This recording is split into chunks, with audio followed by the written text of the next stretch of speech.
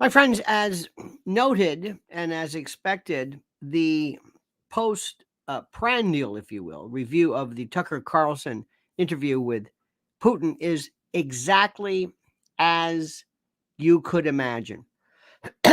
Absolutely incredible. Nobody does it better than the Daily Mail. If I could just direct your attention to that, that might be the best to begin.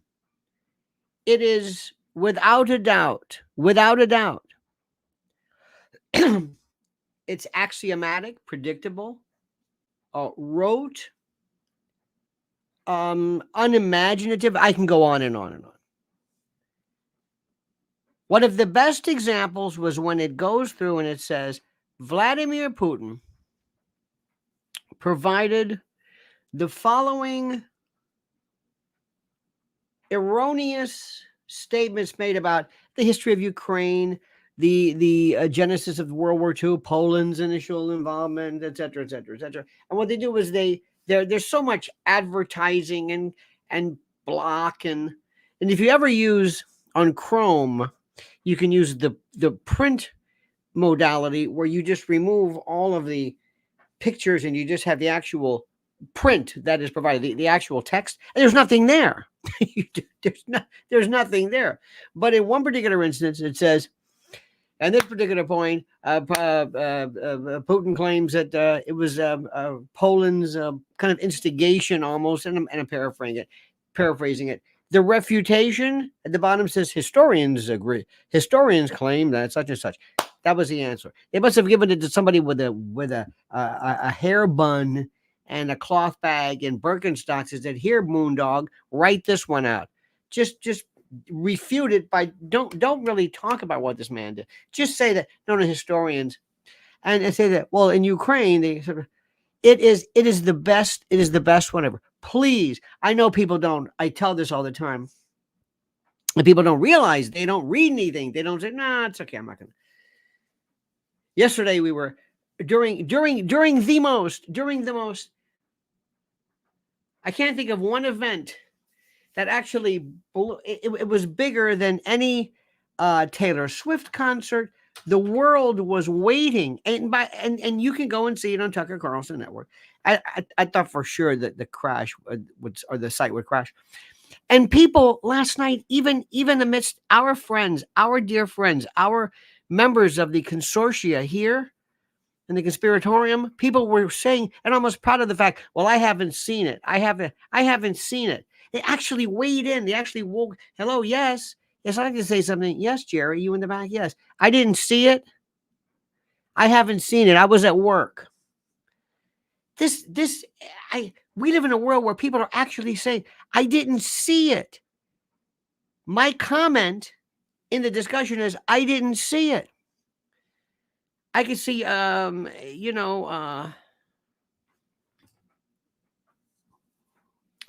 line. Yes, what about? Yes, Mr. Buckley, yes. I am not familiar with Dr. Galbraith's theses. Thank you so much. Only we love to say, I don't know, I didn't see it. I don't know. Well, for those of you who did, and for those of you who are autodidacts, and those of you who want to learn, and those of you who are absolutely riveted by what actually was an international event. It was an international event of commonality. Everybody around the world was paying attention to this. Stand by for a second, dear friends. Please, I ask, beseech you to please, for the love of God, listen very, very carefully. Remember, this is 270 days until the election. The number to call in is Brantford 555213. Operators are standing by. Plenty of free parking. Remember, please like the video. You know the routine. Like the video and subscribe and everything. But first, a word from our most noble sponsor. Let me ask you a question. Have you taken a good look at the banks lately? You know, on the surface, everything seems fine, but there's a whole lot more going on underneath. It's like looking under the hood of a car and finding a mess of broken wires and parts. And the parts are loans for homes and cars and those credit cards we all use. And they're hitting record highs. It's most frightening when you think about it. Why risk your money for a tiny 5% return when things are so shaky? This is where Noble Gold Investments can help.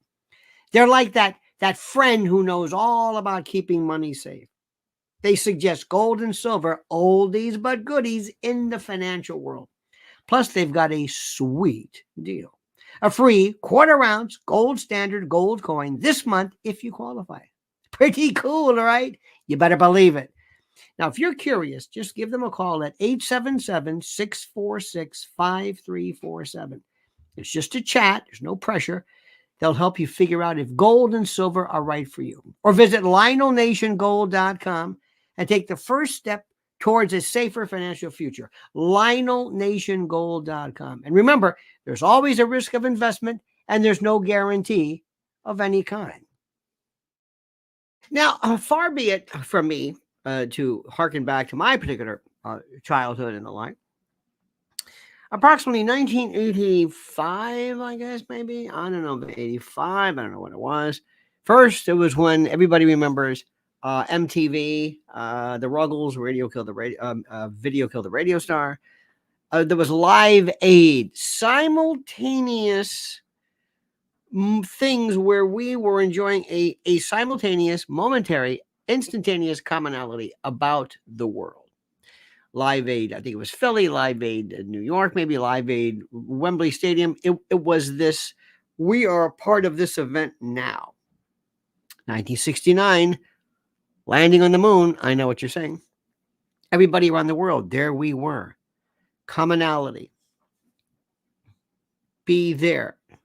And last night, or yesterday at 6 p.m., when this recorded piece was, it wasn't live, but it was an event. And everybody was looking at this because, first of all, it was something that was done. First of all, it was the greatest hype ever.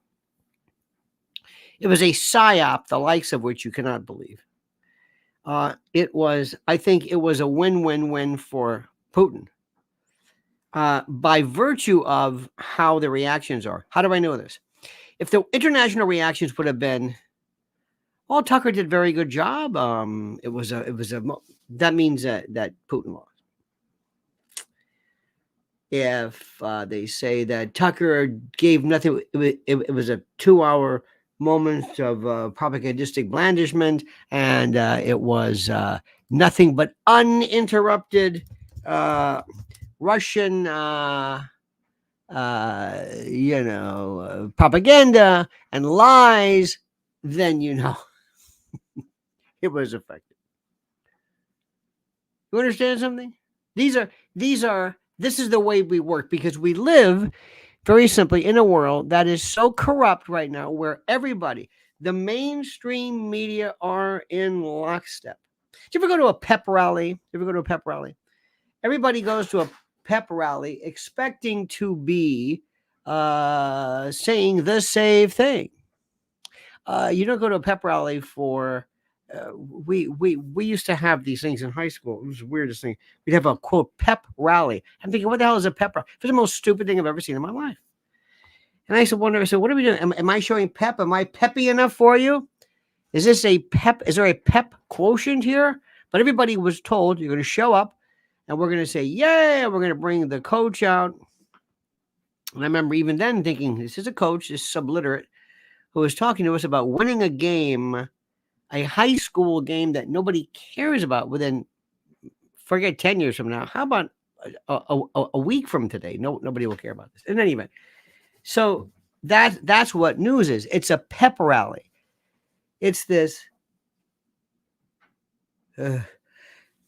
excuse me. It is this series of, again, blandishments. These, we're great and everything's wonderful. And Americans are believed very simply this. 3 things. Number one, well, 2 things. Number one, that the Ukraine battle is warranted, that Volodymyr Zelensky is this cool guy with a green t-shirt whose innocent, beautiful country was attacked by this marauding, rapacious Vladimir Putin, who wants to somehow reconnect, reformulate, reconfigure, reestablish the Soviet Union, which does. I mean, wow. Okay. because he is Napoleonic, messianic. He's imperialist. Okay, fine. You got that. I haven't even gotten to Israel. That is going to be the catastrophe of catastrophes. You don't even know what that one. We'll save that one for later. And if you can't see this, I don't know what it is. Okay. So, a couple of things to notice before we do. Daily Mail. There's one scene where Vladimir Putin is jiggling his leg or something, and then puts his hand on it to quote stop his leg, showing some kind of neuromuscular disease, ballism or something. Please, did this man at any moment look like he was suffering the ravages of any kind of Biden-esque type of confusion? Not in the least. Never. When I was in high school, speaking of which, my study mate, this guy tickles his leg. He's a leg jiggler, and I'm not saying that neuromuscular problems cannot be evidenced by whatever it is. But what I'm saying is, for the love of God, this is anyway.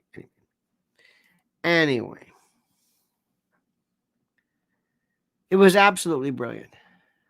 And my friends, if you want to understand something, if you want to be a part of this world, if you really want to be a valued member of society, may I suggest to you the following. Number one, listen to me carefully, okay? And this is the most important. This is critical.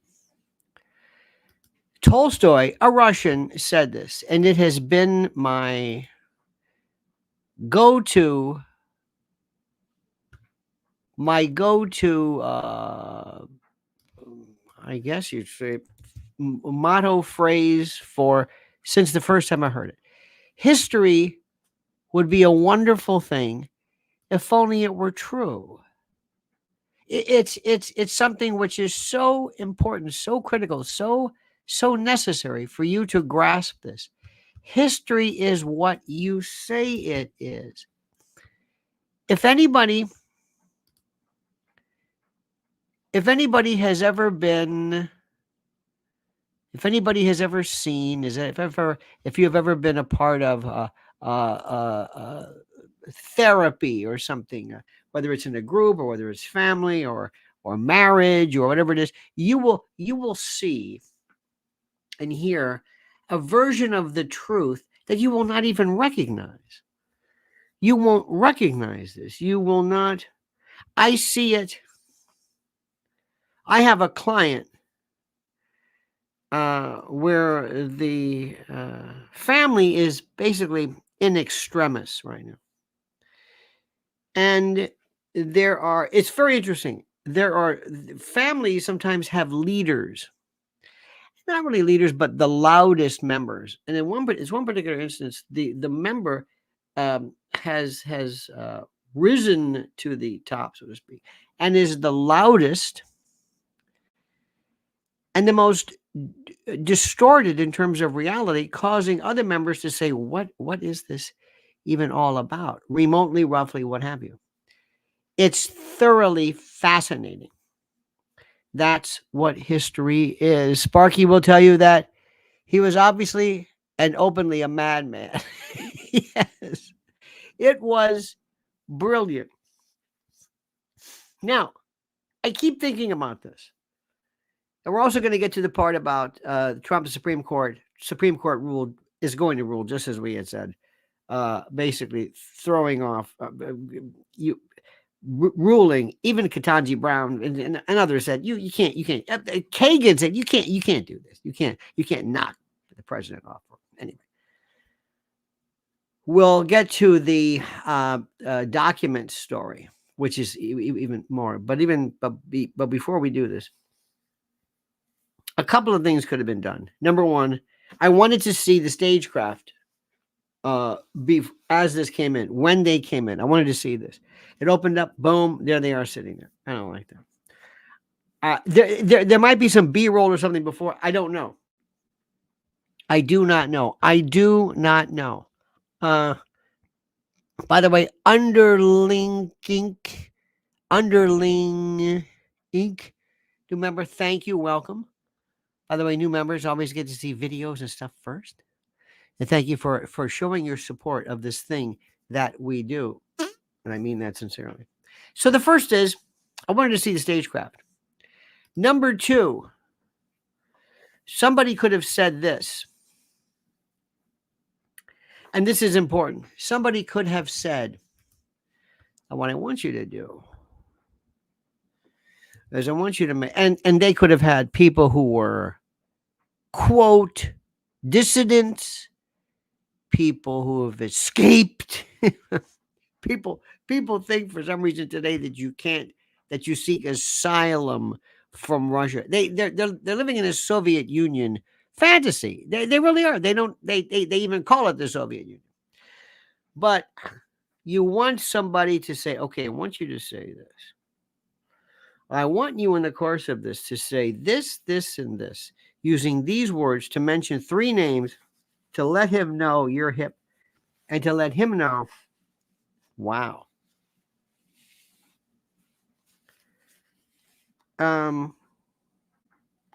If somebody were to say to President Biden,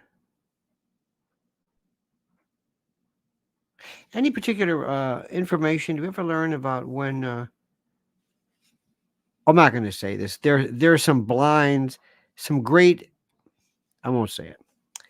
There's some great, it's not beyond the realm of possible, but very disruptive regarding Biden and his wife and stuff that happened and Jill and how they met and whatever. But if I were in the course of let's say in the course of an interview with Biden to say something that only an insider would know, it would throw him off. It might say, wow. So that didn't happen. The most important thing was, and I think, and I still hope there's a chance for it, Evan Gershkovich, the Wall Street Journal journalist, I hope there is something that can be done, because that would be like, for example, to show the same effect of Brittany Griner, to have them do. Do you remember this? This might be before your time. Remember Jesse Jackson, POW. Jesse Jackson reunites with 2 former POWs he helped free 20 years ago. This was something that's not the one. It says that Jesse Jackson reunited with 2 former prisoners of war who he helped free from captivity. There was this other one too. That's not the name of it. There was this one. He was a black airman. Remember this one was a black airman. By the way, Jesse apparently is not doing as well as an imagine. This is just. See what I'm doing right now? Do you see what I'm doing right now? Do you see what I'm doing? This is called, I must get this answer. I must get Goodman. Yes, this was he was shot down over Lebanon, held a captive. Jesse Jackson and the U.S. airman shot down by Syria. That's right. Right. Goodman. Yes. Remember Bobby Goodman. Who knew he was Jewish? Anyway. At the time this happened, this was in 1983. There was a discussion whether this might have been actually in violation of the Logan Act, because Jesse Jackson was acting almost in the capacity of a private citizen negotiating with a foreign country. Anyway, made Jesse Jackson look great. By the way, do you see what I did just now? I want you to do this. I want you to have this capacity where if you don't know something, you stop everything you're doing and you find out. If you don't know the meaning of the word, you find out. If you hear about an interview that the entire world was talking about, you make it a point to see it today.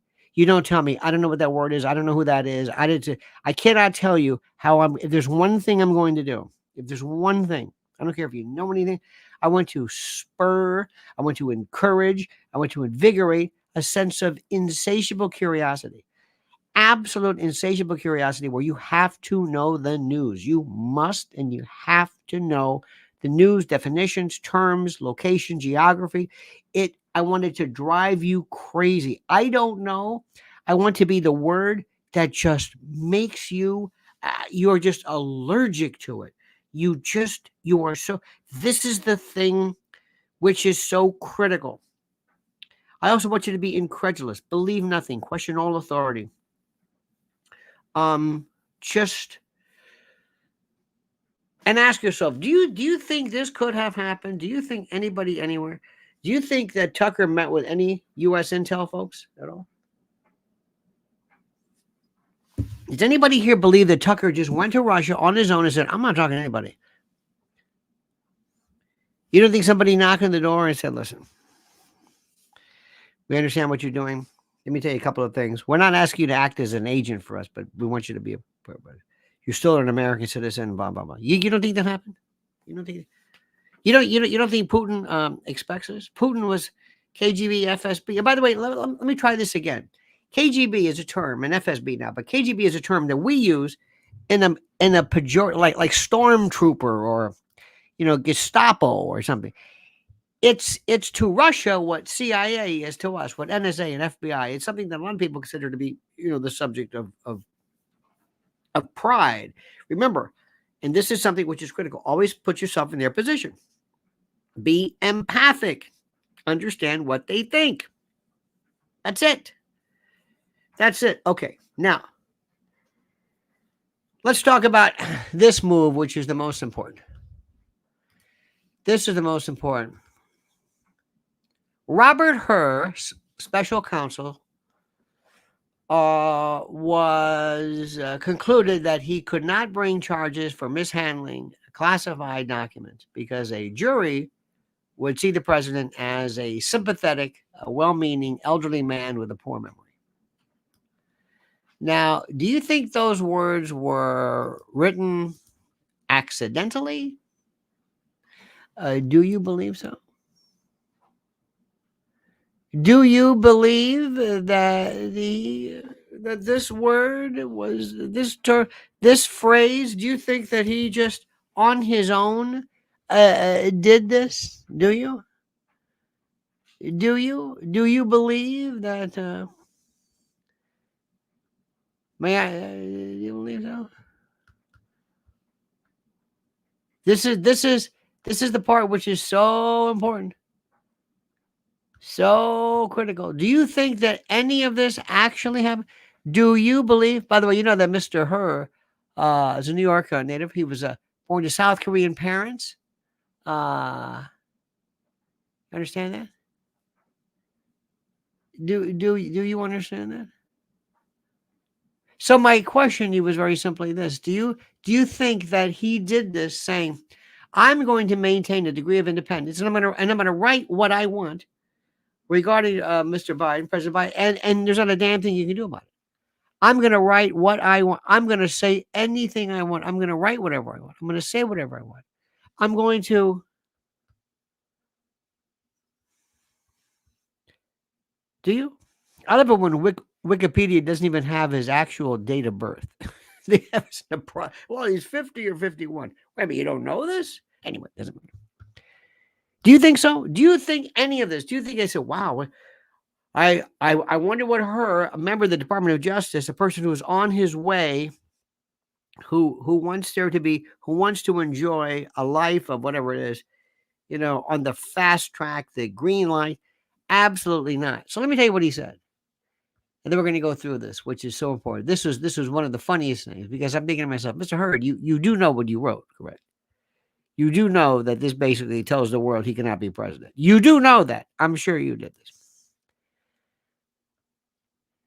Mr. Herr, in a report, said that Biden, quote, willfully retained and disclosed classified materials after his vice presidency when he was a private citizen. But he declined to issue any charges, in part because Biden's poor recollection would make him hard to convict. Quote, let me read this to you. This is from his actual report. In his interview with our office, Mr. Biden's memory was worse. He did not remember when he was vice president, forgetting on the first day of the interview when his term ended. Quote, if it was 2013, when did I stop being vice president? And forgetting on the second day of the interview when his term began. Quote, in 2009, am I still vice president? He did not remember, even within several years, when his son Bo died. Still, by the way, parenthetically, still been believing that Bo somehow died in combat or killed in action. I don't know. Anyway, didn't remember when his son Bo died. His memory appeared hazy when describing the Afghanistan debate that was once so important to him. Among other things, he mistakenly said he had a real difference of opinion with General Carl Eikenberry, when in fact Eikenberry was an ally whom Mr. Biden cited approvingly in his Thanksgiving memo to President Obama.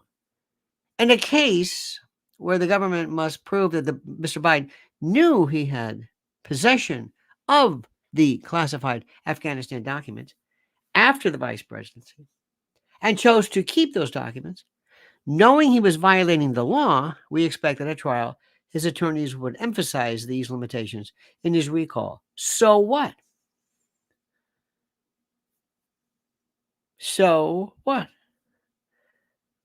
Let the jury find out. Let them find out. Let them. What? What? Too old, too senile, too demented to prosecute.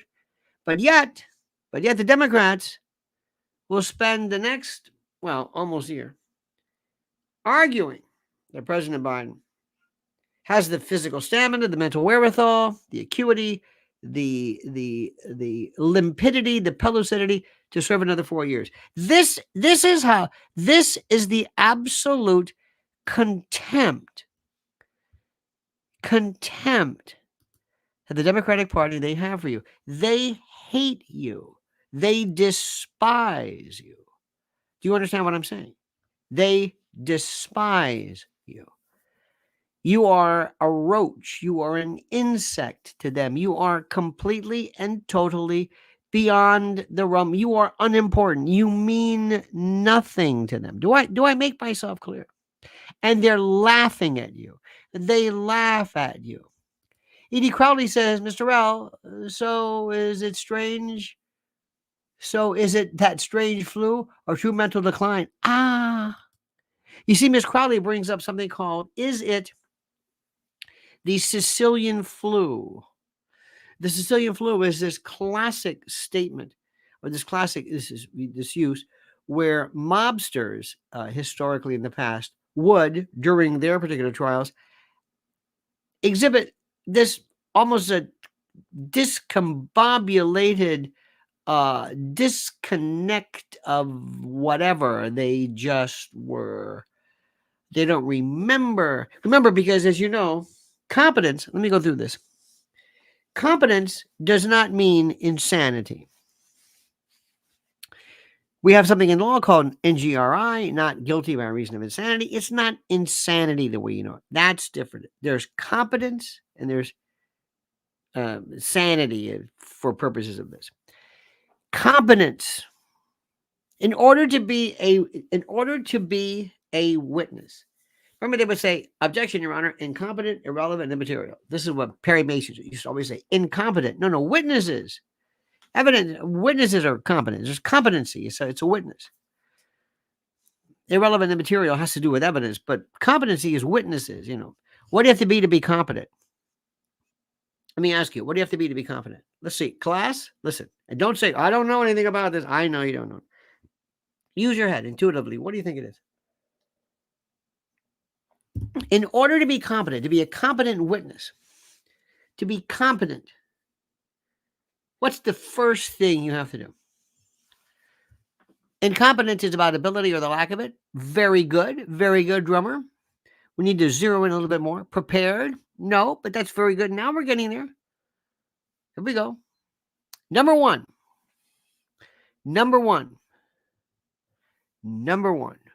most important element of competence is what? Andy Carmen says rational? Absolutely not. What year it is? Nope. A sense of agency and executive function? Interesting, but no. Very simple. Number one, you're under oath. First rule. You do not, a witness is incompetent if you're not under oath. You must be under oath. It means nothing. And under oath does not mean so help me God. You don't have to say that. Do you swear or affirm that the testimony that you're about to give is the truth? And you can say the whole truth and nothing but the truth. You can throw in so help me God. It's okay. You don't have to. It doesn't disqualify. But you don't have to mention God. Do you swear or affirm? I've never seen a Bible ever in a courtroom. Ever. Never. I mean, swearing in the office, but never. Do you swear or affirm? Some people don't swear. They don't swear. They ever think about swearing. I don't know why. Not swearing in this, but do you swear or affirm? Do you acknowledge that, yes, what I'm saying, I understand this?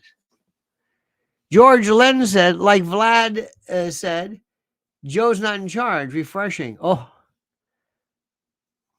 How about Vlad, George, regarding Nord Stream?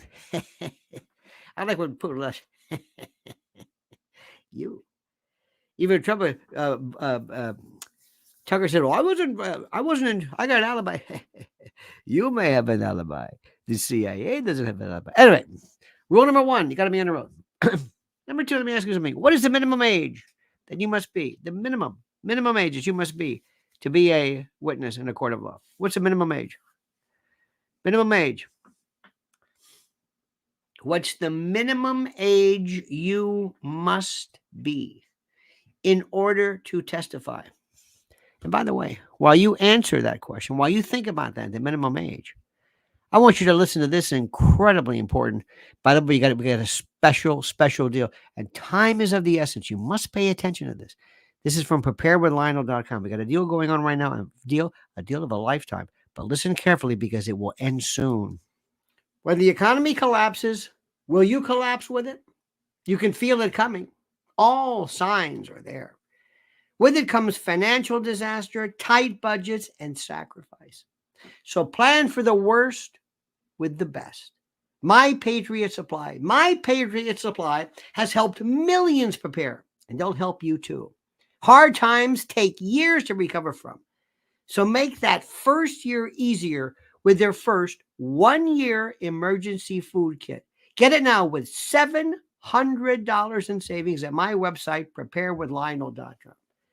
Sealed inside ultra-durable packaging, these delicious meals last up to 25 years in storage and provide over 2,000 calories every day. That's over 2,000 calories every day for a year at a special price of under $2,000.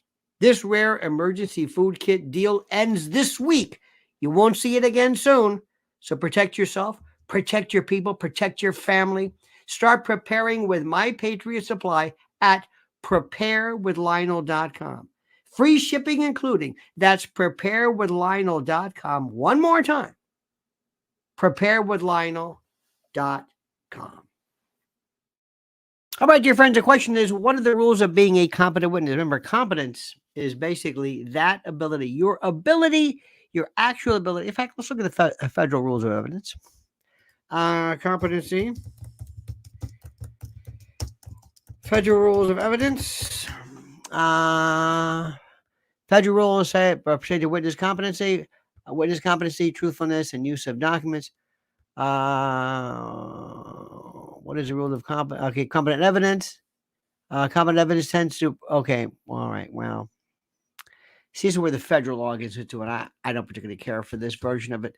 I'm going to teach you the correct way. What's the minimum age? So far we say have 5. The whole Biden family is screwed up. Thank you so much. Uh, no argument there. Bustello says no answer. I like that. I'm not answering. Gina says 5, 12, 18, 16. I don't have to take an oath to tell the truth. Why would anyone do that? Wow, you want to testify or not? You can be held in contempt if you will not affirm that you are going to tell the truth. Old today, 21. Now, the answer is simply this. I testify as a child, 10 years old. Yeah. The answer is there is no minimum age. You can be a fetus. I think you'd have to be born. I think you might be born. Maybe. Though I don't think it's written down. There was a case one time years ago when a child testifies, and all you have to do is you must understand that in order to hold them accountable for perjury, they have to understand that what they're saying is against the law. It's almost like a Miranda warning. You have the right to remain silent. Well, sort of. If you've been brought in to testify and you don't have a particular privilege like Fifth Amendment or whatever, you're going to have to testify, or else you're in contempt. Period. So anyway, children are the best witnesses. Oh my God. Oh, the best. This one little girl one time supposedly said, "This is now little Sally." Yes. Do you know what a promise is? She says, "Yes." A promise is like a mirror. You can't break it. Oh my God. They were saying, "This is beautiful. This is beautiful." Sparky said, had an elderly relative suffered from dementia who sometimes feigned being demented when it was convenient, even though he didn't need to. Well, it's funny you say that. My beloved father sometimes would feign deafness, I think, very frankly, when my mother was kind of, being herself, sometimes he would. So anyway, but there's something to be said for that. So the first rule, you gotta be under oath. Second of all, you can be any age. Are you gonna tell the truth? Yes, that's it. Third rule, actually second rule. You witnessed, smelled, heard, touched, whatever it is, you used an article of senses, one of the 5 senses, to see something. Yes, Your Honor, I saw it. I saw it. I smelled it. Did you know at that particular time that the test, when the heating and HV, whatever, the heating people, when they did they use that peppermint smell to perfuse through the house to see if there's a leak? Yes. Did you smell? Are you familiar with peppermint smell? Yes. Did you smell it? Yes, I did. It was very strong too. Did you touch this? Yes. Did you touch it? I touched her. She was cold and clammy to the touch. Did you see him? Yes, he was wobbly. He drove off the road. Did you feel it? Did you touch? Did you hear it? Yes, I heard gunshots. I tasted it. It was bitter. Let's say somebody's claiming that they poisoned the food. Yes, I noticed there was a rancid taste in the food. That's it. Yes, I realized during the fight I tasted blood. I realized it was bleeding. That's all it is. So you got it? Number 1, you're under oath. Number 2, you experienced something. You experience something. The next rule is you remember it. You can tell somebody what happened. Mr. Sparky, yes. Did you observe the defendant? I certainly did. And what did you do? I don't remember. But I know I did, because I remember talking to the police officers after I saw this. I do remember speaking to the police officers about what I saw, but I don't remember what I saw now. Wait a minute, what? I don't remember what I saw, but I remember seeing it, but I don't remember what I saw. That's incompetent as a witness. Sorry, Sparky, you're incompetent. Was on a jury once where a 4-year-old testified. Oh, absolutely. They are the, oh God. They point somebody out. So remember, got the rules so far? Under oath. You witnessed, saw, observed, whatever it was. That's number 2. Number 3, you can recall it. This just makes sense, doesn't it? But here's the 4th rule. This is the one that's important.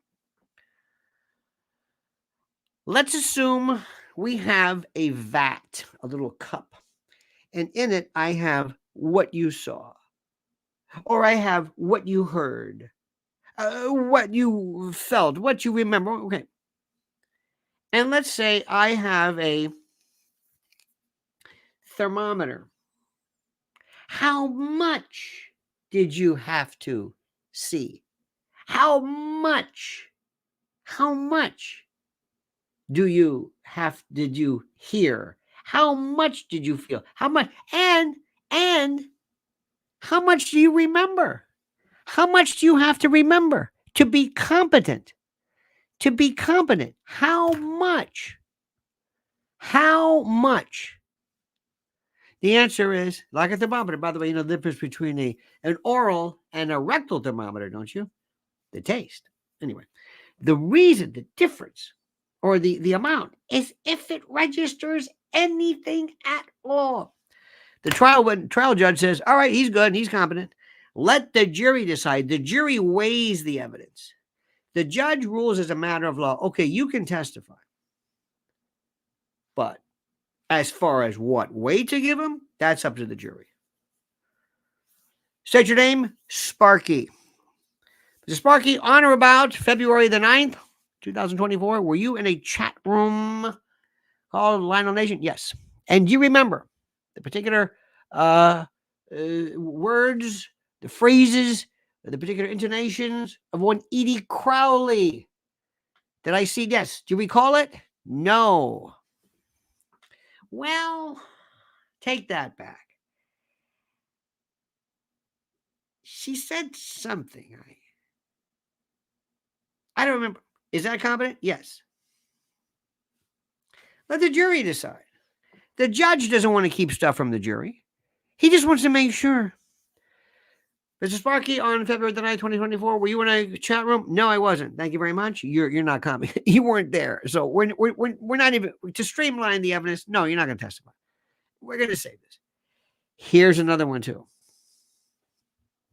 Here's what you can never testify to as a witness. As a witness. What is it? Opinion. Mr. Sparky? Yes. Did you see that? Oh, the car was speeding. How fast was he going? 58, 59 miles. Excuse me. Objection. Opinion. Well, I happen to have my speed gun here, and okay, now that's a different story. But did you have any kind of device? No. I'm just saying. I know this block, and I've seen people speed. No. Objection. Objection. Objection. Opinion. Mower man, where in the hell have you been? I've been calling everybody saying, where's Mower man? What is he? Is he okay? Something wrong? You're not doing that thing again, are you? I don't want to bring it up now, but you know what I'm talking about. Mower man says, morning, Mr. L. Tucker, man of the hour. Biden, biggest off ever issued to the American people. Biggest, F off, excuse me. Hillary, still a waste of oxygen, and Vlad, he may be more scary than any Chinese marching band. Oh, yes. Oh, absolutely. More man, thank you, sir. Oh, Vlad the Impaler. I thought, do not. Have you noticed how those people get scary? You ever see Xi Jinping? He has that one face. Said Natalie Holloway. You ever see Natalie Holloway? Bless her heart. The woman in Aruba, she was kidnapped, murdered. She has one picture. One picture. All the time. They just Photoshop her. Can you imagine sitting with, by the way, before we get back to this, can you imagine, Moorman, Vlad, Vivek Ramaswamy? Did you, quick. Let me stop right now before I forget. Yes or no? Did you think Tucker was scared meeting with Putin? We'll pick this up in a moment. Yes or no? 1 for yes, 2 for no. Did you think Tucker was like, oh man, I'm in the Kremlin or wherever this office is? You notice difference in the furniture too? Notice the style? I mean, it looks palatial in terms of the size. But you notice how did you think Tucker was nervous? A little intimidated? A little bit? You better believe it, and that's good. I mean, he wasn't he just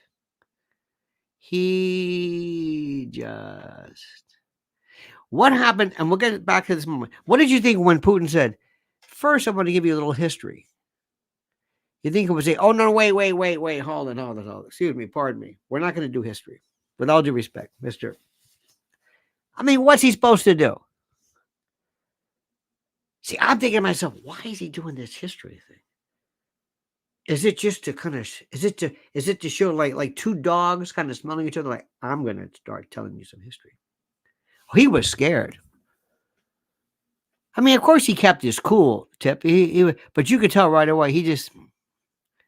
I thought. Listen, I thought he did a good job.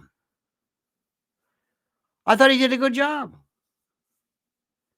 I also remember something. Always do what Buckley did. And Buckley, by the way, I think is Tucker's brother, William F. Buckley. Always have a pad. Show that you have a list. I didn't see this. Maybe he did. I don't know. I don't recall it. Make sure you have this. Okay. Just a minute. Oh, yes. Make it look like he's got an agenda. He's ready to go. He's going to ask me questions. Anyway, I thought he was very good. It sure as hell, that's good. Cliff says he wasn't like Ducey drilling Biden. That nervous laugh was very telling. Oh, yes, the laugh. He was giving context as why. Yes, I agree. John McGuire couldn't get hired said, why he did the history. I think he did that because he would have a Western audience who have no clue and wanted to give the backstory. Oh, absolutely. Absolutely. There's also something, and we'll get to this in a moment, by the way. There's also something important about, let me give you a little bit of a background. What does that mean? That means I know something you don't. When was the last time you ever gave history to somebody you knew? Mom, let me give you a little history. What? Excuse me, what was that? I want to give you a little history. No, I give you what are we talking about? When you tell somebody I'm going to give you history, it tells two things. Number one, I know what I'm talking about, and you don't. Number two, let me give you a frame of reference. Sparky says, Tucker seemed more relaxed to me than the situation may have warranted. Oh. Oh. By the way, we're gonna get back to this competency. Did you hear what Spark just wrote? Tucker seemed more relaxed to me than the situation may have warranted. What he suggested? Said sedation? Had a couple of pops? I don't think so. I thought he handled it. You must show respect for a dignitary and the office to the people. Let me give you an example of something. You may think that I don't care what you say. As far as your thoughts, if I ever met King Charles, by the way, nothing about King Charles, nothing about Kate, nothing. Can these people keep secrets or what? Wow. And I'm reading the blinds and I'm reading nothing in any event. If I met President Biden, I would show him nothing but respect. Why? If I met President Obama, show him nothing but respect. Because he's the president of my country. Not Barack Obama, not Joe Robinette, whatever it is. No, he is the president.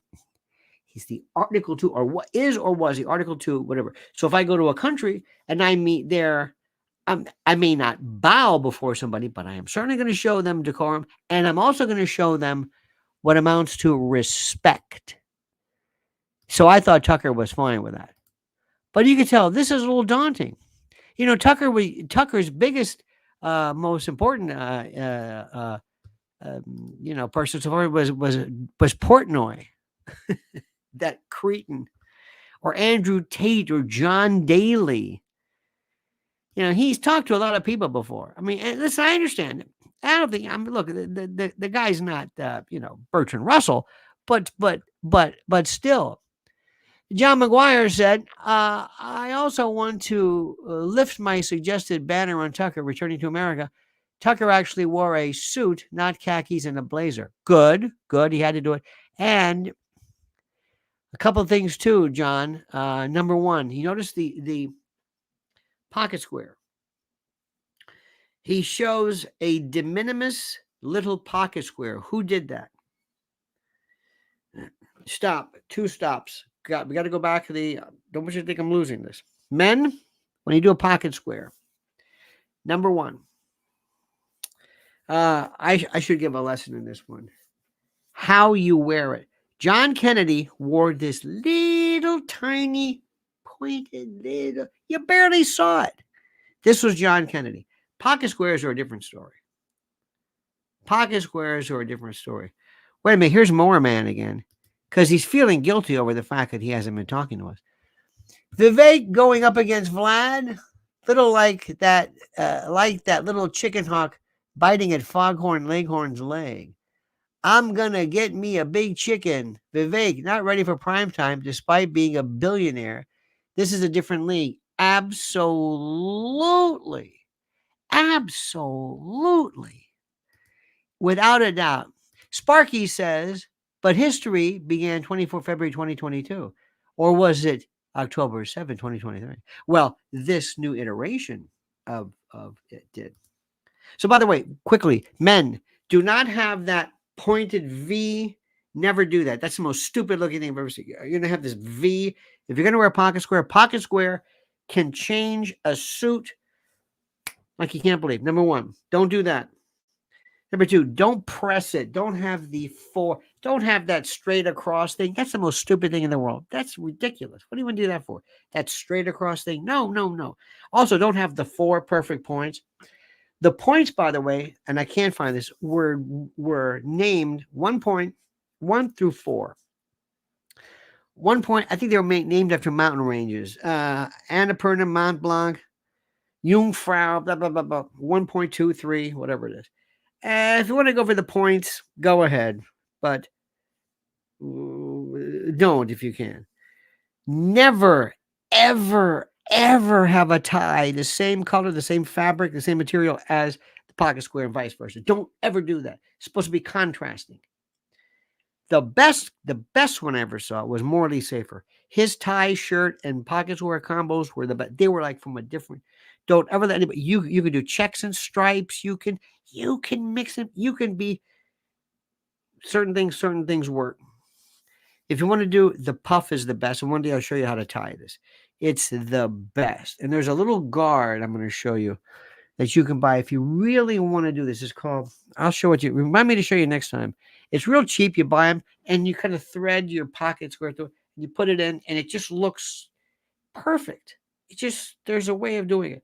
But Tucker always has that little tiny, you never see world leaders wearing that. They always wear like that Macron look, Cameron, blue suit, dark tie, white shirt, maybe blue shirt. Very rare. I don't go for that. Reagan was Reagan came up with a tan suit. He was ahead of his time. Searsucker, don't do that. John McGuire said Da Vinci Code pocket squares. Yes. I don't know what that means, but thank you. Okay, let's go back to what we did about the competency. No opinions. Witnesses can never give an opinion except, what's the exception, class? Except an expert. An expert was never there. An expert never saw anything, was not there at the scene. He's on the road. He's talking about something else. He's saying, does this fingerprint match with this fingerprint? Did this bullet come from this gun? Okay, he's asking a particular a particular expert question. He wasn't there. He only gives opinions. Exception to the opinion rule, collective facts.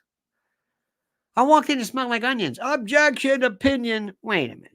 We all know it. It smelled like gasoline. I don't know. It smelled moldy. Smells are always an exception to that. Collective, facts seem kind of crazy. Objection. What is he, a psychiatrist? The best witnesses ever. One time had a DUI case. No big deal. No breath, no blood, no field sobriety test, no video, no nothing. Nothing. Except the video. Or the bartender. State your name for the record. Mowerman USA. Mr. Mowerman, where are you currently employed? I'm a bartender at the Dewdrop Inn in Sandusky, Ohio. How long have you been there? 35 years. Mr. Mowerman, how long have you been a bartender? Oh, 50 years. I've been doing this since I was a kid. Mr. Mowerman, have you ever had the opportunity to observe somebody under the influence of alcohol? Are you kidding? How many times? Over 50 years? Oh, God. 10,000? I don't know. And based upon your experience and your observation of the defendant that night, did you form an opinion as to whether he was under the influence of alcohol? Oh, yeah, he was gassed. Oh, the best. Do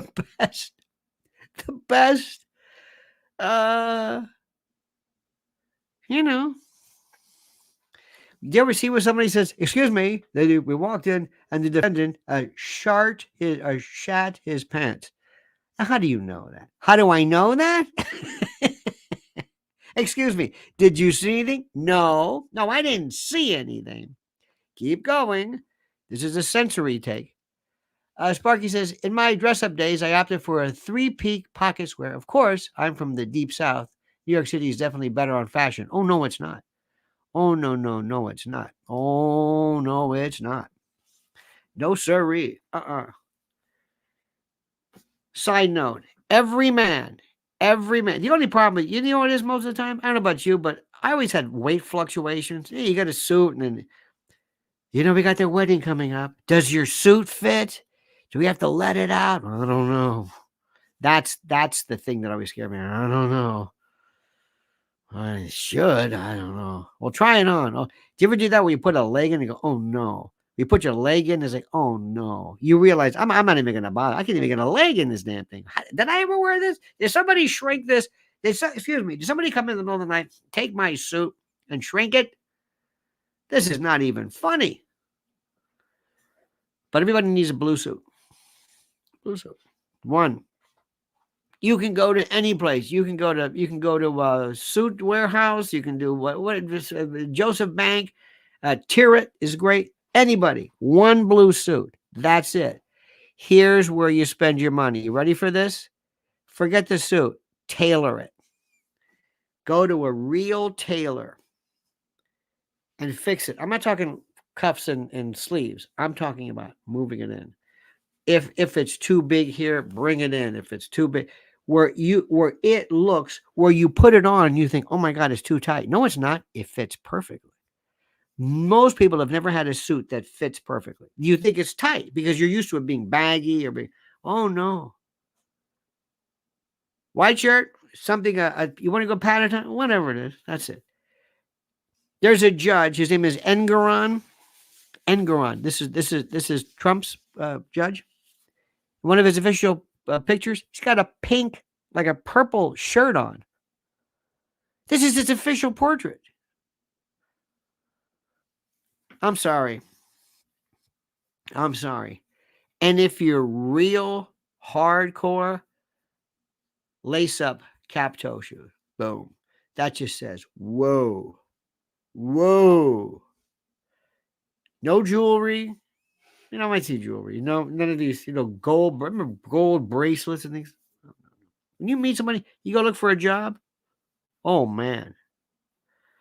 I'm telling you, and you have to listen to somebody who knows what they're talking about. Anyway, enough about that.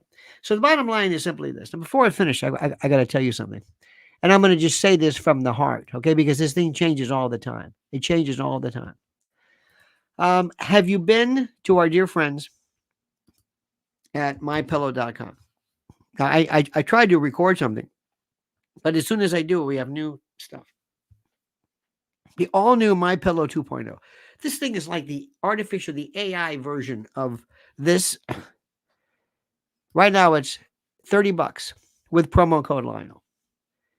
This is what brought them to the dance. And by the way, there's the link. MyPillow.com, promo code Lionel. All new MyPillow flannel sheets, $40 from $80 with promo code Lionel.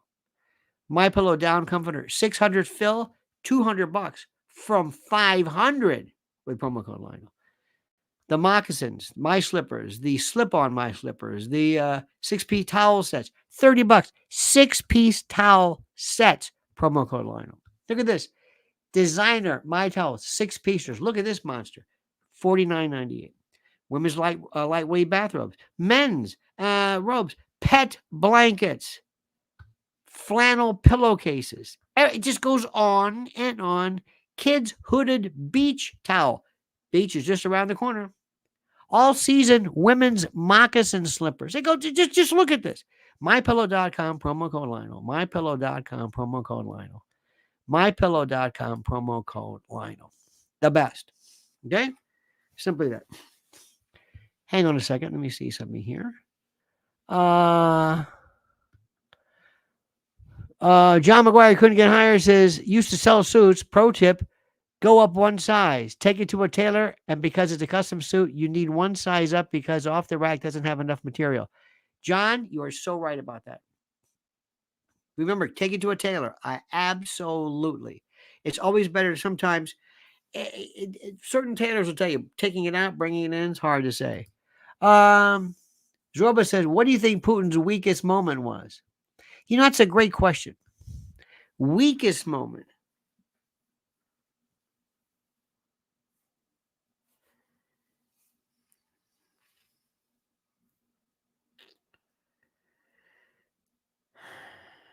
That's a great question. Let me ask you. What do you think so? What do you think so? What do you think? A weak, I'm trying to think, a weak moment. I think he could have explained more. That's what I think. I think he could have, like, for example, here is the thing. Now, I don't know if he did this, or maybe I missed it. But I always love an example. In 1962, your country threatened war with my country over nuclear weapons in Cuba. Actually, it was Turkey, and it was a different story. And you have something called the Monroe Doctrine. You have a Monroe Doctrine where a European or any country will not encroach upon your hemisphere, will not do this. Not on your border. So you, the United States, the great United States, has, in essence, a sense of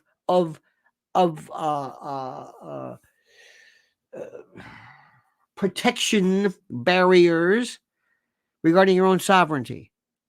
You should have absolutely no problem whatsoever. Were you threatening to occupy Cuba when you told Russia to get out? No, not at all. Not even close.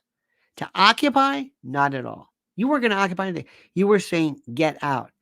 I said it before, and I'll say it again. We're not going to have a NATO troop on our border. And by the way, remember, he did make reference to the fact when Gorbachev, they said, well, we didn't write this down. And then later on, they said, the reason why we don't have to honor the agreement about not 1 inch east after of Berlin was because they said, well, the Soviet Union doesn't exist anymore. So there's nobody for us to enforce. Excuse me. The whole goal of this was the dissolution of the Soviet Union. And now you're saying because it doesn't exist, you don't have to honor it anymore? What? Huh? Sparky says, hadn't been to New York City in a while. Maybe my observation about New York City fashion no longer applies. Never could buy off the shelf. It was difficult to find a tailor in the South. Florida might be different. I will tell you this much. Many things have changed drastically. By the way, George Len says the bar was very high for Vlad, but he cleared it. Oh, I think so. let me go back to one thing about men in fashion and that sort of thing. What happened years ago was dress down Fridays. Remember that? When did that happen, honey? Dress down was the 80s? Huh? Casual Fridays. In the 80s. That was the beginning of the end. That was the beginning of the end. That was the beginning of the end. I went to a high school where we had to wear a tie. Not a jacket, but a tie. That changed everything. Of course, we wore ties that looked like, something from like you would spray water out of them like a clown would wear. But it has a lot to do with that. When you see kids wearing a uniform, it changes the way you act. It changes your demeanor. It does a lot of things. Tailoring today, the real tailors. There's a guy that I'm not going to mention his name, but I go to, and this fellow one time showed me on his rack shirts and suits that you can't believe it. They've got some Keaton suits, 5,000, 10,000. Forget the Beyond. Tom Ford's shirts. This is crazy. $100, $200 a shirt. That I think is nuts. But a suit, Keaton suit, you could take it, you could squeeze it, and it's just there's you can always tell a suit that if the material's right, it lasts forever. Oh. Never dry clean. Never. I don't know about shirts, but suits never dry clean. Never. Get impressed. You probably will never even have to take it to the maybe steam press it once or never dry clean. Never. Do you ever see that shiny look? Just no dry cleaning. No. More man says, Mr. L, I have been to more dewdrop ins than I care to admit. But always on the civilian side of the bar. And Mr. L, I would never answer any questions, sort of like a deposition. It's so funny, more man. I love how do I say this? I love old dive bars. Raul says, how will the Tucker Vladimir meeting will influence world politics?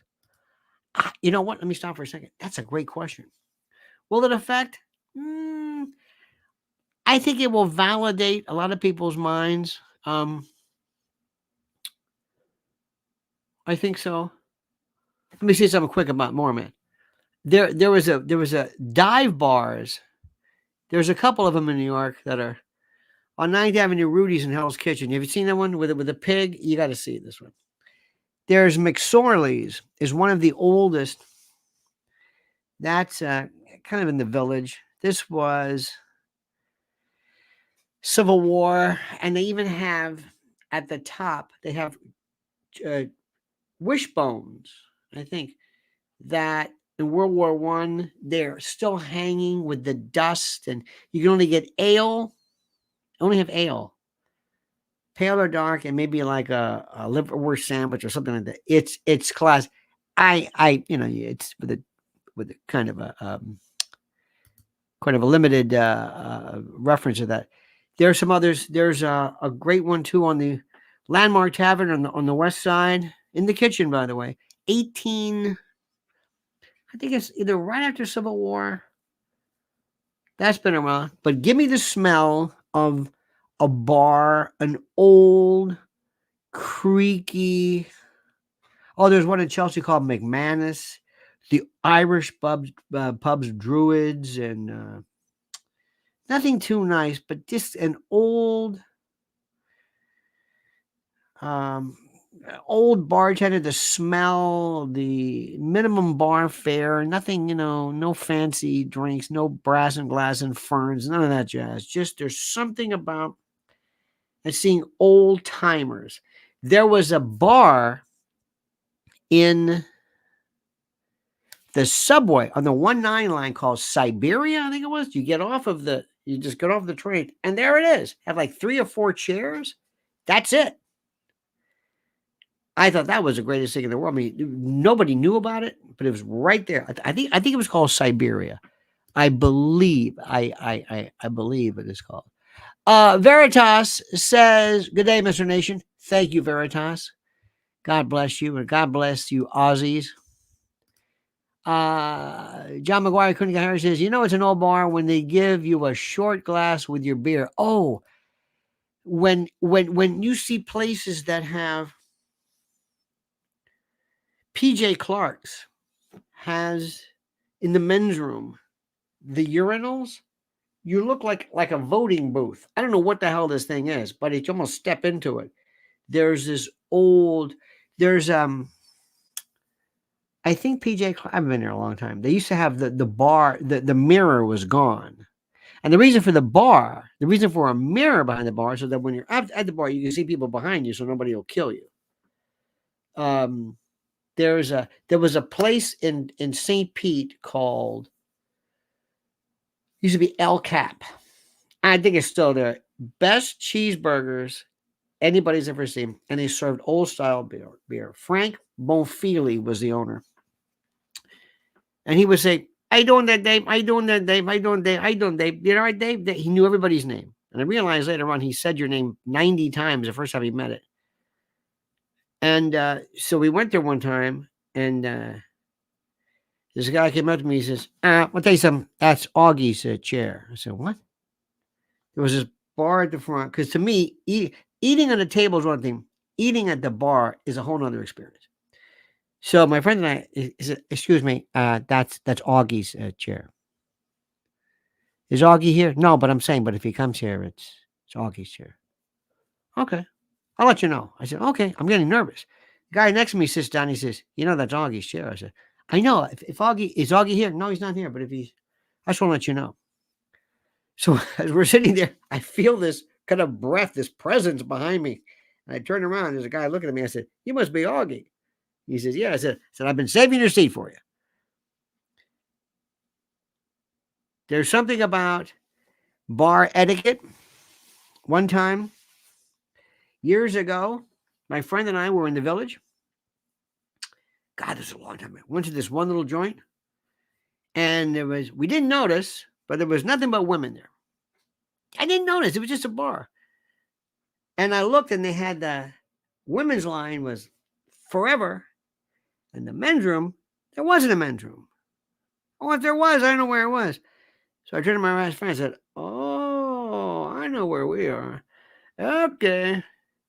I remember the bartender was kind of looking at me. They called them lesbians then, but we don't anymore. This was years ago. So they're looking at me like, "Where the hell are you doing here?" So what do you do? What do you do when you're first place and you want to get along? You say, "I'd like to buy these ladies around, please." That's it. Everybody's friendly. Everybody's friendly. No matter where you go, there's this thing that is not fancy, not like the place that E. Jean Carroll went to. No, no, no, no, no, no. And I'm afraid that the local place, the local bar, the place with the regulars, right, that is as much.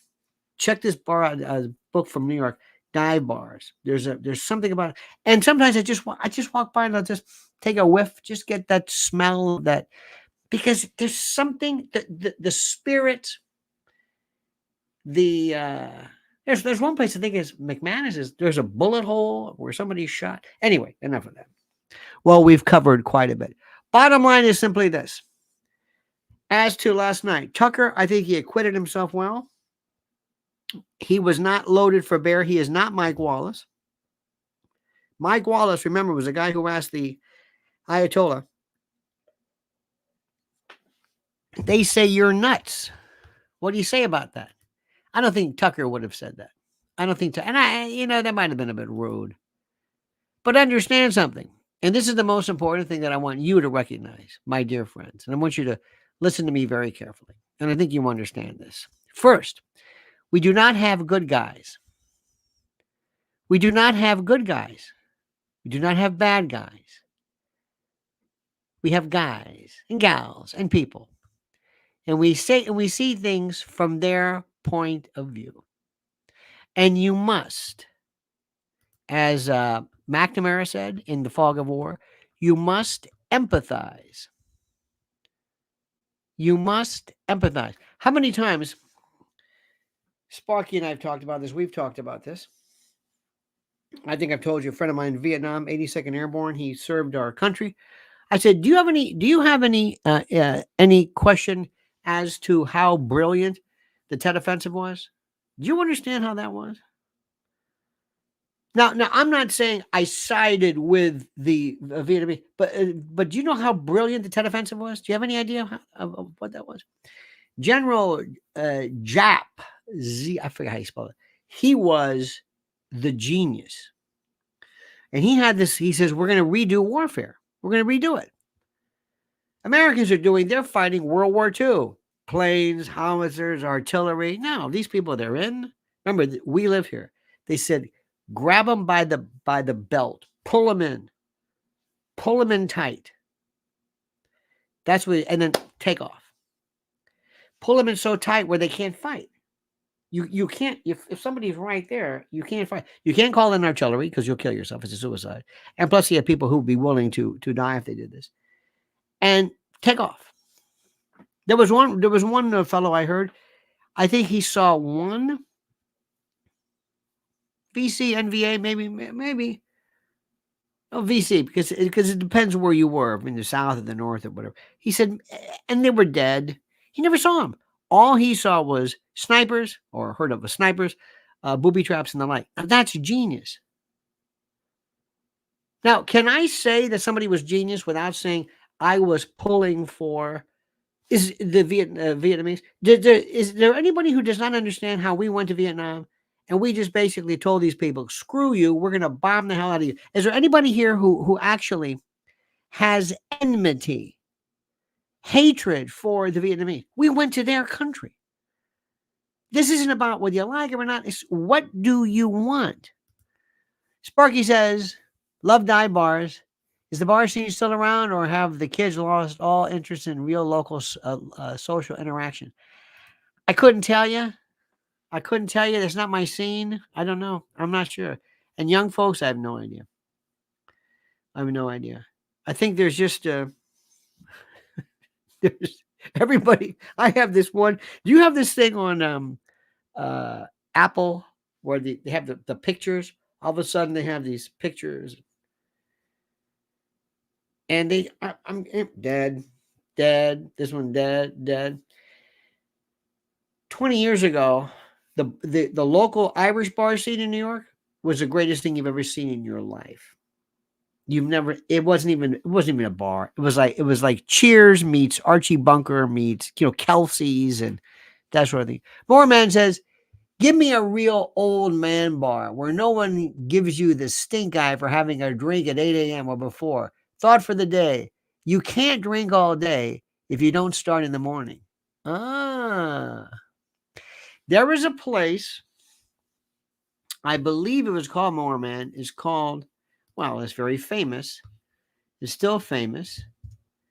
And it's called Rudy's. Rudy's, you can't miss it. Rudy's Bar. It says cheap beer, New York City. I think they give free hot dogs. It is, Rudy's has been there since, let me see, Rudy's cheap beer. This place has been there. Free hot dogs. You can't believe it. It's Rudy's Bar NYC. Check this out. And they've got the usual cheap beer and free hot dogs with any purchase. Okay? And you can't miss it. There's a pig in front of this. Big pig. Cash only, no reservations, not a place for children, must be 21 to enter. Free hot dog with any purchase, open every day, free Wi-Fi on 9th Avenue. I like that. No children. Not a place for children. I love that. The history.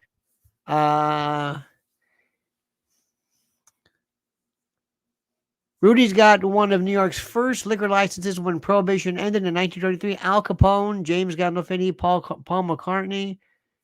Don't mind the 6 foot. I don't know what the hell that has to do with anything, but Gandolfini used to make his rounds in this area. Make a long story short, there's something about and I found this fascinating. When people get off of work early, sometimes I don't know what the word is. They work different shifts. In fact, there was a place called the Blarney Rock right by the garden, not the Blarney Stone, Blarney Rock. And at lunchtime, it was weird because we used to do morning drive. I'm there at 5 o'clock in the morning. We're up at 3. So by 10 o'clock, we're exhausted. We put in a whole day. 10 o'clock, we're done. And there was this place right there where everybody would go afterwards, DJs and mailmen, and then at lunchtime, the construction people would come in. I'm thinking, how do they work on beams? And they're doing, it's a whole other world. And nobody ever said, hey, isn't this a little early? No. Granted, I'm not advocating that, drinking at 8 o'clock in the morning, but if you've been up for 12 hours, it's a different perspective. Hang on now, Artie Moore, man. Here we go. Veritas says, I think Tucker allowed a man that wished to tell his own story. Tucker is a pro. The recorded version is a masterpiece of historical value. Imagine if we could get a rant like that from Julius Caesar or Napoleon Bonaparte. Well, what's funny you say that. I think I would have been much more upset had he been rude. Can you imagine Bill O'Reilly interviewing him? Seriously, he could have probably caused a war. There's something about showing deference because remember, this is for the Russian people. Let me explain something. Is there a place on the planet where you can go to where crazy people live who are despotic and want to take over the world and kill people? And do you think that Palestinians are crazy? Do you? Let me ask you a better question. Do you think that Israelis are crazy? Do you think? Now, I know, again, we're getting a lot of mixed information here. And we're getting a lot of stuff from people who are in Israel who believe in being stronger. They want this back. They're the Zionists and that sort of thing. If you lived in Israel, if you lived there and this was your place, would you say to yourself, look, this is you can't go to some Palestinian's house, say, hey, I'm from Brooklyn. I live here now. The Nakba. You can't do this. Or can you see somebody from Israel who says, you don't understand this. This is ours. We believe in the Bible. We believe in a biblical right to be here. Hamas is the bad guy. These people are not our friends. We're not rapacious and murderous by nature, but we are not going to tolerate this. These people want us dead. This is tough. This is not for. Now, if you can't understand this, if you can't understand Bibi Netanyahu, if you can't understand Assad, if you can't understand Hillary Clinton, if you can't understand this is what these people do, call them your adversaries. If you're going to go box somebody for the first time, you've got to know when he lowers his left, that's the time. This is what he does. This is a tell. This is what people do. I'm not asking whether they're right, they're wrong, don't like them, don't love them. This is what they do. What do you think Russians think? Have you met Russians? Have you been there? Do you know how big Russians are? Hang on.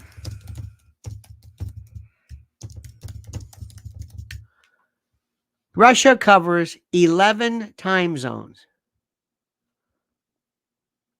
11. Russia was divided into 11 time zones in 1919 after the Bolshevik Revolution. Russia is a huge country by area expanding from east to west. 11. Do you know what that means? Does Russia have 9 or 11? It's 11 time zones in Russia. 11. Do you understand what that means?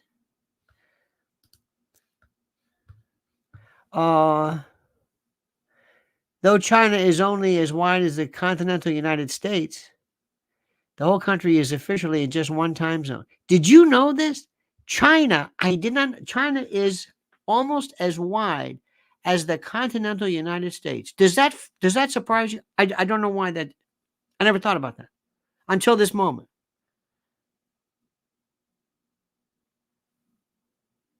I have this right here. I'm thinking, I never. You know what? You're right. That is incredible. I never thought about this. You look at some of these big countries, China, India is huge. Kazakhstan is enormous. Doesn't that change your whole perspective? You know who I love are our friends. We have friends of ours in Australia. And sometimes we'll do business with people in Australia. Mrs. L does as well. So we have to do 12 plus, 15 hours? So 12 plus 3, right? So right now it's 9 o'clock a.m. here. So it'll be 9. It'll be 11 o'clock at night in Australia. It's you got to stop and you got to, and whatever it is. Somebody writes a very interesting question here. Hannity wouldn't have let him complete a sentence. I don't know about that. Hannity is insecure in many respects. He's bombastic, but he always wants to show you he knows more than he does. And that's the tell. That's his thing. Going in, understand that. Understand that's his thing. Plus, it's his show. The most interesting blunderbuss is Bill O'Reilly, if that even matters anymore. Raul Rodriguez says, on YouTube, first call, a documentary about people who drink in bars in the morning a.m. in New York City. Yes, I saw that. Yes, I saw it. And I think Rudy's is in that. Yes, I saw that. That's another world. I mean, people walking around at noon and they're gassed. But let me go back to what I'm saying about this, the way to answer it. Asking people questions is like hostage negotiation. When you talk to somebody, let me give you an example of one thing. Veritas says 1 a.m. here in S.A. Coober What the hell is going on here? He's in South Australia, Coober Bless your heart. 1 a.m. I don't know what you're doing there, Veritas, but bless your heart. Let me give you an example of something. When you are talking to people, anybody been to analysis? I'm not personally one. I'm not saying that they don't work. I'm not saying that. There's some type of psychoanalysis that's important. Sometimes it is pulling things from you. In other occasions, it's telling you something. This is what you do, as opposed to let's work out how you feel about things. Very important. Sometimes they're critical. If somebody has, for example, substance abuse, somebody's going through some kind of a serious mental health, you have to be more instructional. But to find out sources and why things happening and what's the inspiration, you have to think differently. Okay. Let me explain it like this. One of the things that is one of the most important techniques ever when you are talking to somebody is to say something back to them as they would say it. It creates in their mind that you understand me. Think of hostage negotiation. The police, I'm talking to you. You're the hostage taker. They don't understand what you're going through, and they don't understand your frustration, and they don't understand your position, and they're making you out to be just a bad guy. They're not even listening to you. They're not listening to you. And the person will say, that's exactly right. That's exactly right. When I interviewed Robert McNamara, I said, I took his fog of war, took the line about him not understanding or missing the point of Vietnam being, in essence, not really being a civil war. And I said it right back to him. And I said, the problem is that Ho Chi Minh was really a nationalist. He wasn't necessarily a communist. He was talking to anybody who would help him. But this was a civil war. And he says, that's it, precisely. Because I just took what he said. So now I'm talking to him, and he's listening to me because he knows I know what he's saying. I know it sounds corny, but it's true. Legacy media, this is Sparky. Legacy media speaks of Russian imperialism, but they already have more land than they know what to do with. Absolutely. What about this one?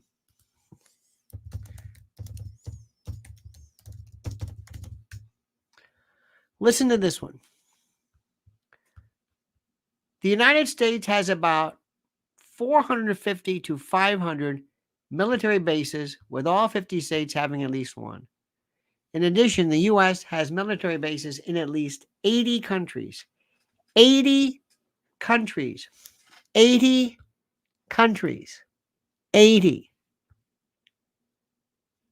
As of September 2022, there are 171,736 active duty military troops across 178 countries, with the most in Japan, Germany, South Korea.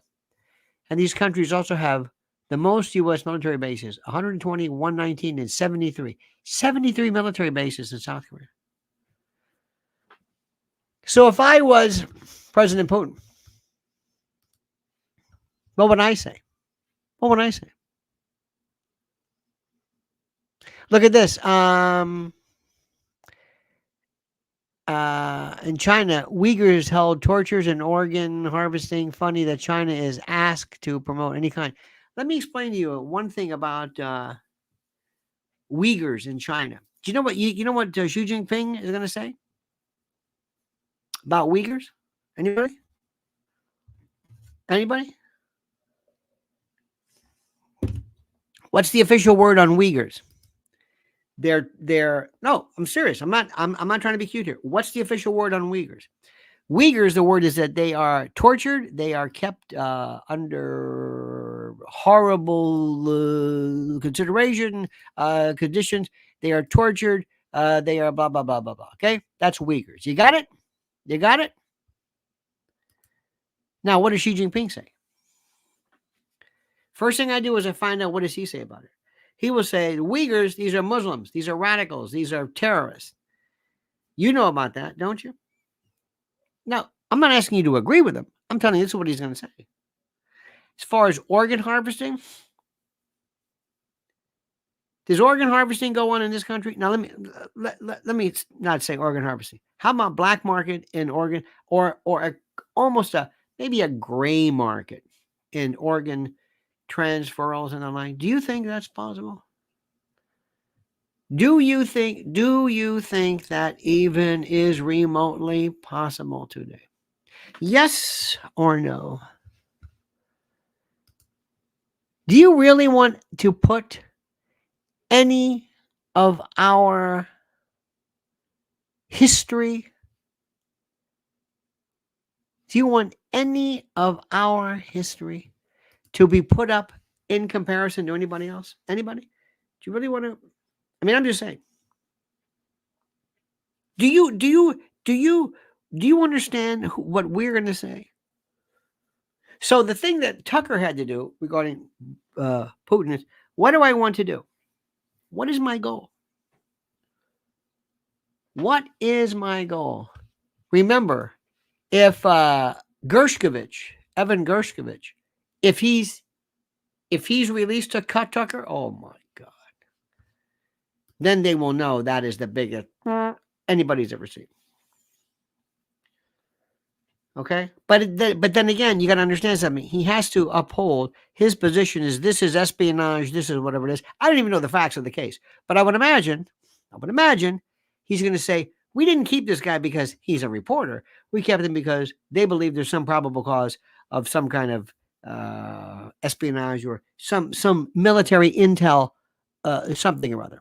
Okay, maybe that's it. I don't know, but we have Assange.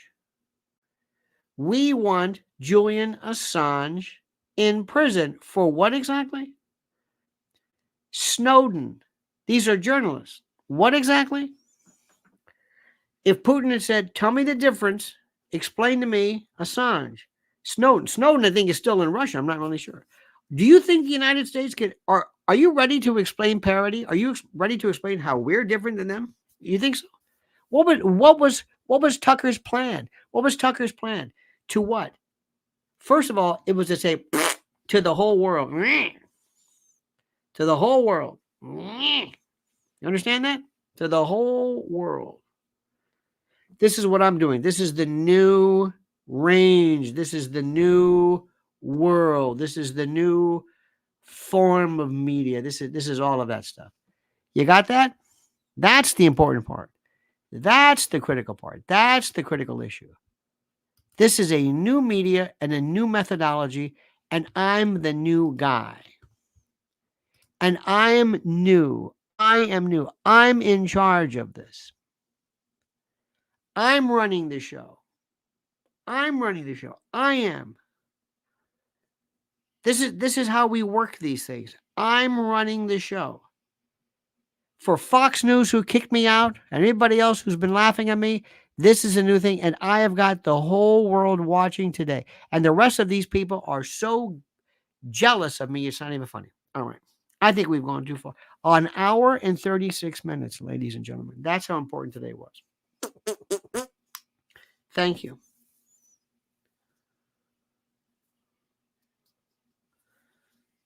By the way, you know the second interview? You think Xi Jinping anytime new soon?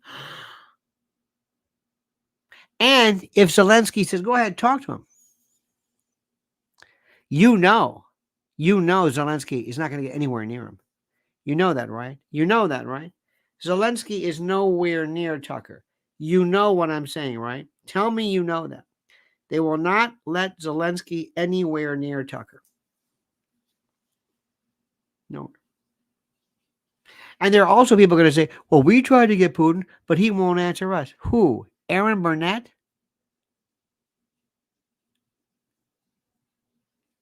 Wouldn't it be great if President Putin had a map? He said, I took all the names off. Here's a pointer. Point to Ukraine. Roughly. Not just kind of the area. Where is he? Where is he?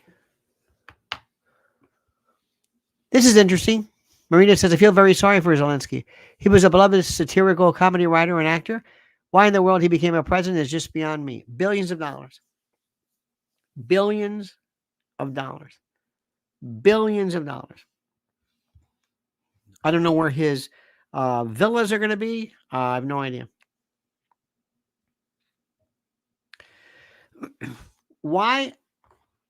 Just listen to a Mearsheimer lecture on Russia and just repeat it. I mean, that's just.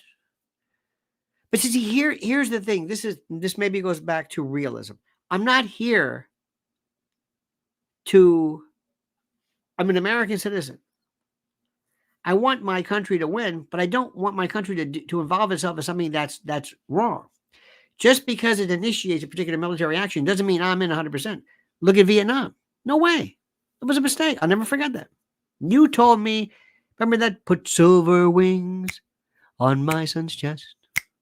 Make him one of America's best. The Green Beret. Remember Barry Sadler? Talk about, you talk about propaganda. Remember on the movie, The Green Berets with with David Jansen and Aldo Ray and Timothy, whatever, Hutton, the father, John Wayne. Oh my God. Sparky says Putin should trade the prisoner for Assange. Well, that would be but that would be even more. That would be even more interesting. This is the part that is so.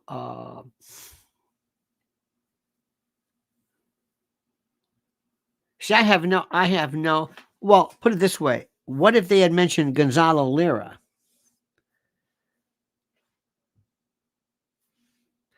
Leaders don't want to get into that. What happened to Gonzalo? We still don't know about Gonzalo Lira. He's an American citizen. You're supposed to protect him. He's like one of us. What are you doing?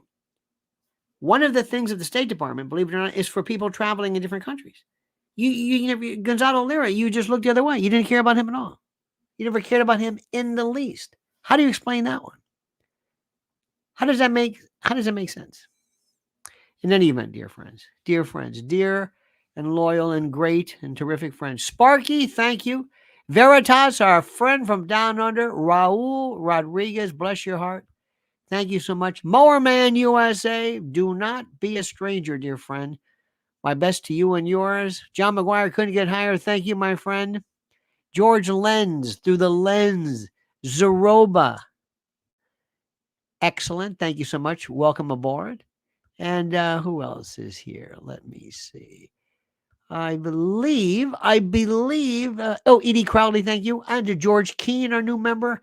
Underling Inc., welcome as well, our new member. And thank you all for being a part of this and being so wise and so beautiful. We will see. This is tonight, an hour and 41 minutes. An hour of 41 minutes.